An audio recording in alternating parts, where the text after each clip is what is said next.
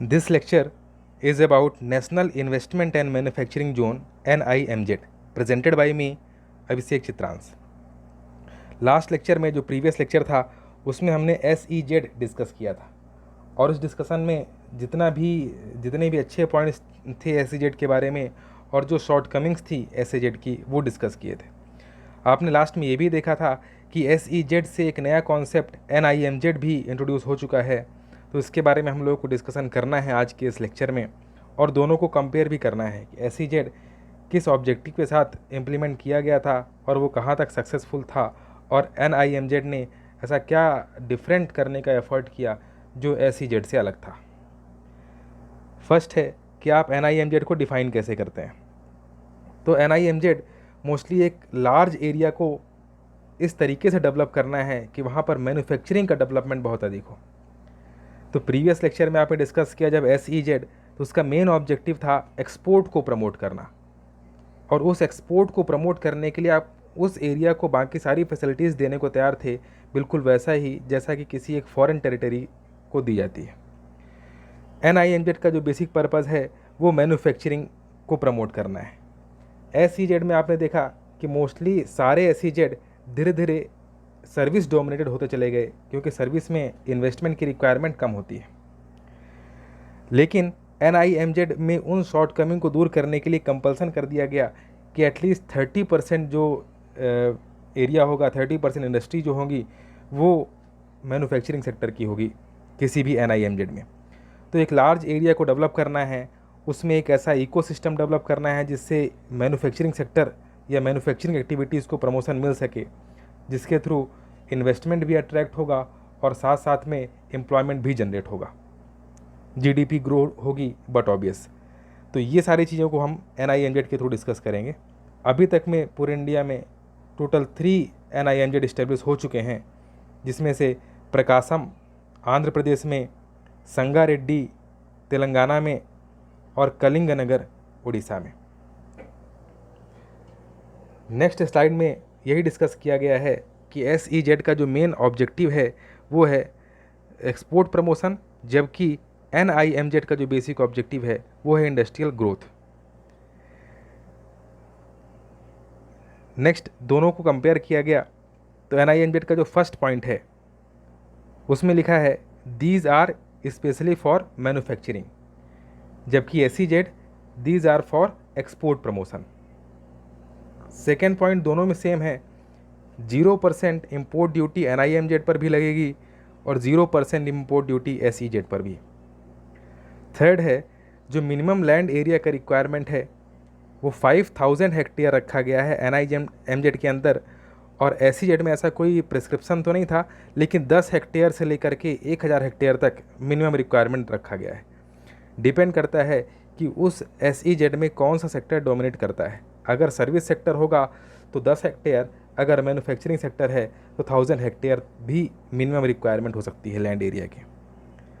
Fourth point, NIMZ में 30% जो total reason का है वो किस पे डोमिनेट होना चाहिए, मैन्युफैक्चरिंग पे। तो 30% टोटल एरिया पे मैन्युफैक्चरिंग एक्टिविटी ही करना है, ये कंपल्सन है NIMZ में, जबकि SEZ में ऐसा कोई कंपल्सन नहीं है। फिफ्थ पॉइंट, NIMZ में सब कॉन्ट्रैक्टिंग अलाउड नहीं है, जबकि SEZ में सब कॉन्ट्रैक्टिंग अलाउड है। तो क्या है सब कॉन्ट्रैक्टिंग?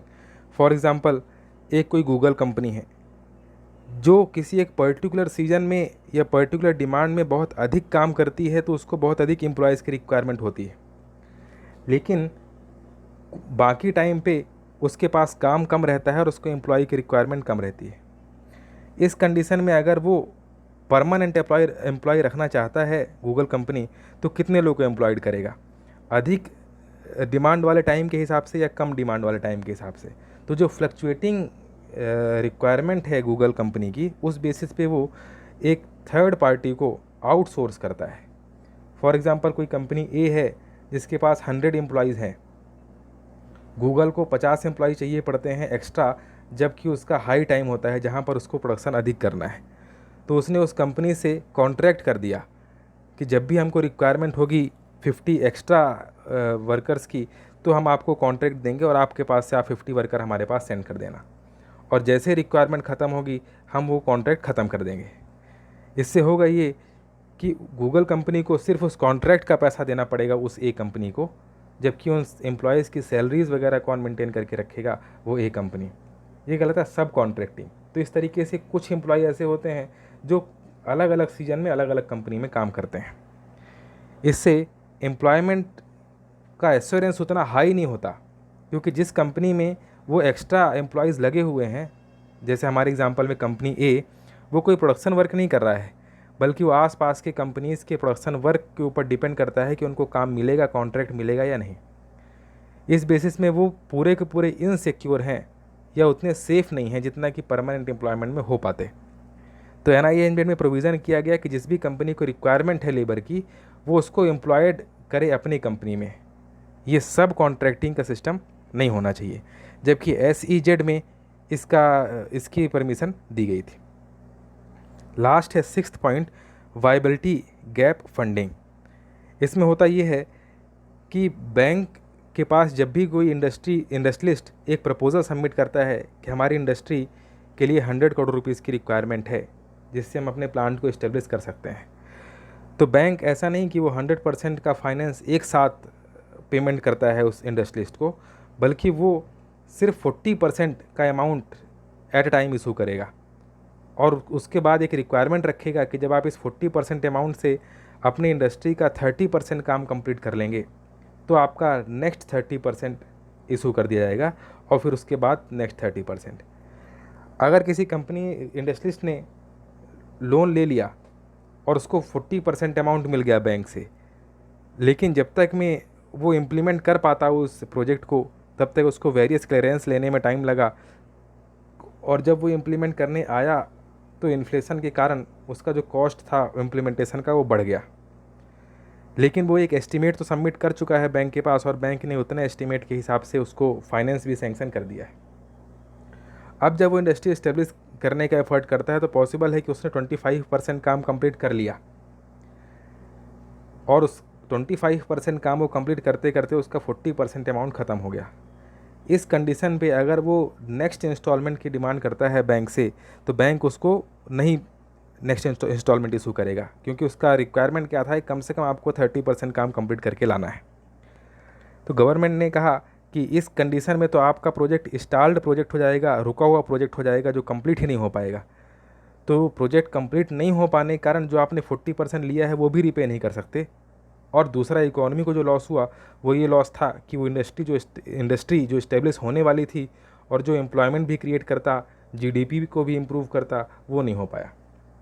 तो गवर्नमेंट NIMZ में इस तरीके से इंटरफेयर करेगी कि वो वायबिलिटी गैप फंडिंग करेगी। इसका मतलब जो 5% का काम रुका हुआ है जिसको पूरा करने के बाद बैंक नेक्स्ट इंस्टॉलमेंट देने को तैयार है, वो 5% का काम पूरा करने के लिए गवर्नमेंट अपने पास से फंड एलोकेट करेगी उस इंडस्ट्री को, और वो इंडस्ट्रियलिस्ट वो उस पैसे को यूज़ करके अपने काम को 30% तक क्राइटेरिया तक पहुंचा लेगा, जिसके बाद उसको नेक्स्ट इंस्टॉलमेंट बैंक से अपने आप इशू हो जाएगी। ये फंडिंग, इस तरीके की फंडिंग वायबिलिटी गैप फंडिंग कहलाती है, जो NIMZ में प्रोवाइड की गई, जबकि SEZ में ऐसा कुछ भी अवेलेबल नहीं था। कुछ और इम्पॉर्टेंट पॉइंट्स हैं, जैसा कि first, state government is responsible for environmental impact assessment in case of NIMZ। तो NIMZ में कोई प्रोजेक्ट लगेगा या NIMZ को डेवलप किया जाएगा, उस कंडीशन में डेवलपर जो होगा उसकी रिक्वायरमेंट नहीं है कि वो जा कर के इन्वायरमेंटल इम्पैक्ट असेसमेंट करवाए, बल्कि स्टेट गवर्नमेंट खुद करवाएगा इन्वायरमेंटल इम्पैक्ट असेसमेंट की इस डेवलपमेंट से आसपास के इन्वायरमेंट में किस प्रकार का इम्पैक्ट पड़ने वाला है।